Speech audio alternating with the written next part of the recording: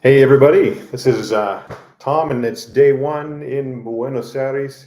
I'm here in my place, which is exactly as pictured in the Airbnb um, ad, but still feels quite a bit smaller than expected. It's certainly smaller than any place I've ever had before. It's like 32 square meters. Little kitchen over there. There's a kind of a bedroom over there. This is sort of the main area, and there's a bathroom over here. I'll tell you the story about the bathroom in a second. But yeah, flights were all right. Went from Vancouver to Houston. That's about 4 hours. Had a 2 hour layover. And then on a big Boeing 777, we wind up in Buenos Aires. Unfortunately, I didn't sleep at all on the flight.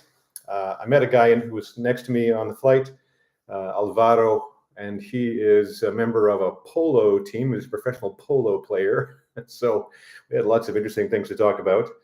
And he connected me with some people here who know how to exchange USD for Argentinian pesos and maybe even upgrade my accommodations. We shall see. But anyway, I'm pretty happy with everything. Slept like a baby last night with my earplugs in for about 10 and a half hours and feeling pretty normal. Last night, I went out and was able to get myself some groceries, some coffee, a couple of oranges, some eggs, basic stuff, a bottle of Malbec, which remains unopened in my kitchen. And today I went out and got a few more things, a little sandwich. It's really interesting because I don't speak enough Spanish to get by, like at all. I'm using Google Translate to try to come up with what to say to people. And then when they answer, I don't understand what they said. So it's pretty tricky. Makes Anna laugh because it reminds her of her whole life experience when she came to Vancouver from, oh gosh, messages coming in.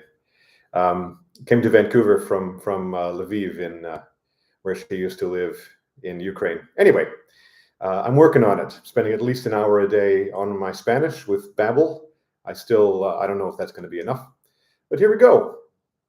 So if I walk up to today, my mission was to go out and get a SIM card, a local SIM card, so I don't have to keep paying $15 a day roaming charges on my Fido account back home.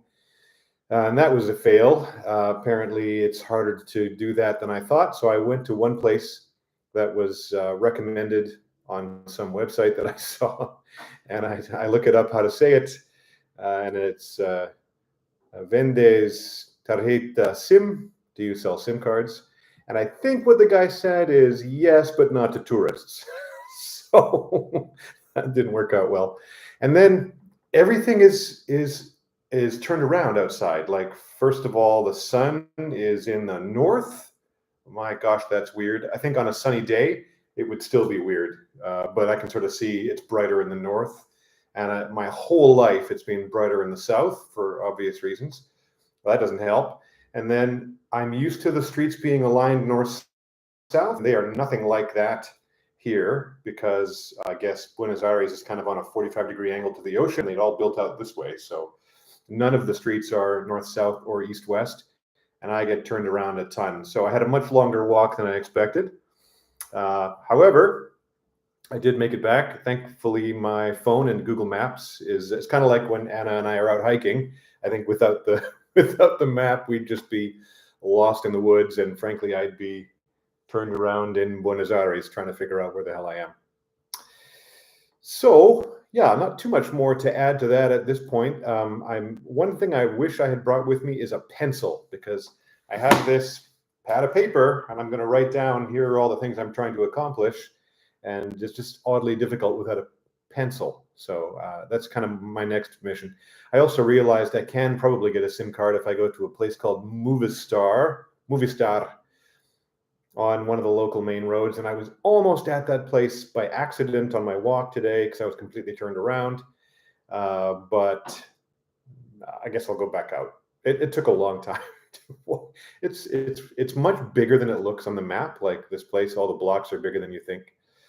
But it's pretty pleasant. The sun is kind of half out today, and it's enjoyable to be outside. Everybody's very friendly, even if I can't understand what they're saying. And I'll tell the story about the bathroom. So I have never in my life had a bidet. There's a bidet in there. And so I thought I should figure out how this thing works.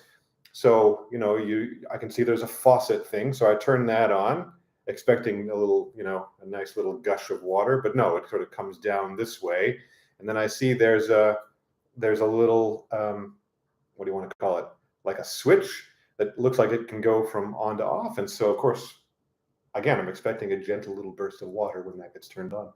So I lean over the bidet. I'm sure you can see where this is going, and I press that button, and it's like a gush of water straight into my face, and it's hitting the ceiling, honest to God, and I'm blinded, so I can no longer turn off the water. It's like it was, and I resolved it fairly quickly, but I was thinking that is straight out of a slapstick movie.